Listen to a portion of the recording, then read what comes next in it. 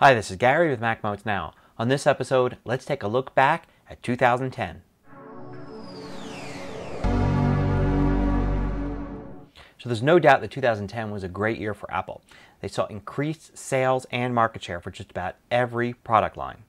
And they started the year off with the introduction of a new product, the iPad. It would be a large screen iPod Touch and would come out in April. Early in the year, there was also a lot of controversy about the working conditions in the factories in China used to make Apple products. As a result, there was a lot of investigations, a lot by Apple, and some changes to the working conditions. So March saw an interesting announcement of the Mac Developer Program to accompany the iOS Developer Program already in place. Now we know, of course, this was a precursor to the release of the Mac App Store, which we hope to see next month. So in April, the iPad came out, and many of us waited in line to get ours. There's no doubt that the launch was a success, and the product overall is a success. And many other companies are trying to imitate Apple, but none so far have gained much market share.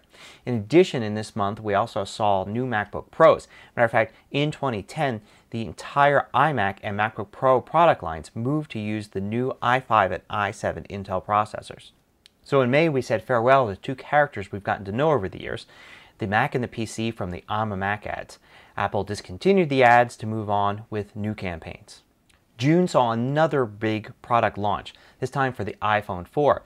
The iPhone 4 featured an external antenna, also a Retina display, and a front-facing camera for video chatting. So July saw new iMacs and Mac Pros. It also saw a new input device, the Magic Trackpad, as an alternative to a mouse.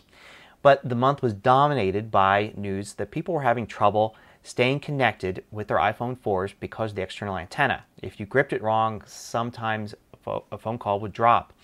And Apple eventually relented and gave out free cases for anybody, and cases helped alleviate the problem. In August, Apple released a new cinema display to replace their older models and work really well with laptops. September saw a new iPod Nano, the flagship model for the iPods. It featured a touchscreen but removed some of the features of the earlier iPod Nano like video recording. In addition, we also got the new Apple TV, and as of the end of the year, it looks like Apple will sell about 1 million units of those. One story that ran through 2010 was the restrictions Apple placed on developers for using the iOS store. Apple would ban certain types of apps, change the rules very often. And in April, they actually banned apps that were created with Adobe's Flash technology, which allowed you to not only make web-based applications, but also create them for the iPhone. They banned it, and then in September, they changed the rules, not only allowing Flash apps in the store, but also a whole set of different categories that had previously been banned. So in October, we got two new products. We got new MacBook Airs, including a smaller, even lighter version than before. And we also got the new iLife suite, iLife 11, which updated iMovie, iPhoto, and the rest. So November saw the release of iOS 4.2, a major update for both the iPad and iPhone. And also we finally got the Beatles on iTunes, one of the last large groups to hold out in distributing their music in MP3 format. Apple not only got them on iTunes, but landed a one-year exclusive.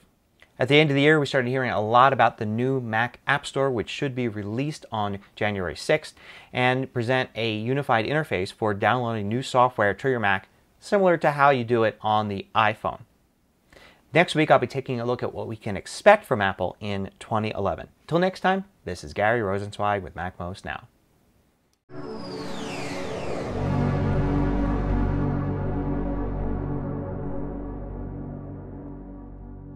Want more video tutorials? Just go to MacMost.com, click on the videos link at the top of the page, and then you can view all of the hundreds of MacMost videos by category.